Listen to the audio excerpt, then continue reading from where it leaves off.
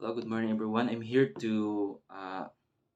explain about the kahalagan ng asignatura EPP sa elementaryang curriculum. So, it is very important. Why? Because ang EPP o Edukasyong Pantahanan at Pangkabuhayan ay mahalaga sa elementaryang curriculum dahil ito ay nagbibigay ng practical na kalaman sa mga mag-aaral ukol sa mga aralin tulad ng pagluluto, pag-aalaga ng halaman, pag-aalaga ng hayop, at paggawa ng mga basikong kagamitan at iba pang gawain na makakatulong sa kanilang pang-araw-araw na buhay.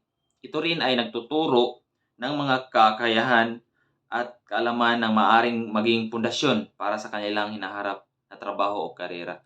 So, example for this is like K-12 program o grade which we call this senior high school. So grade 11 and 12. So in order for the students to be guided, so that is the best example 11 to 12 program para bitaw sila magaidan bitaw kung unsa gyud ang ilahang kaniyang unsa ang ilahang kwaon nga course in college. So for example in UMS, so it's all about the citizenship or what we call this civil, so may kanang mo serve sa people bitaw. Yan na ba civil service. So involved dira ang mga teacher, police, BGMP, kanang mo serve or kining mga marine basta as long as kanang mo serve siya sa katawhan. So it's all about, and then this time basta lahi na siya og kani ang silbi mo na siya guided bitaw para di na kaingon daw hassle na inig adto na ka sa point nga college na ka dili na siya hassle or di na ka kay mas stress. It's because kanang nahinahinay naman ka sa grade 11 sa 12, nahinahinay naman ka og kabitang adapt bitaw, nahinay na ka og adapt niya kanang sa imong course kay mao na sila og kanang guide yun siya nimo ba before pa ka mo enter ana nga journey. So sa diri pa lang daan wala na ginahinay na ka nagpaadto na sa babaw. So muna importante kayo na siya, it is very important to the students kay like for example kinisang gas. So ang gas kana ng mga undecided nga students kana wala pa sila kibaw ba silang padulungan, pero in generalize kay ang kuan gina siya kaniyang ginahinay ra yun ang students nga mo-adapt ana nga unsa ilang course nga kwaon or unsa target ana.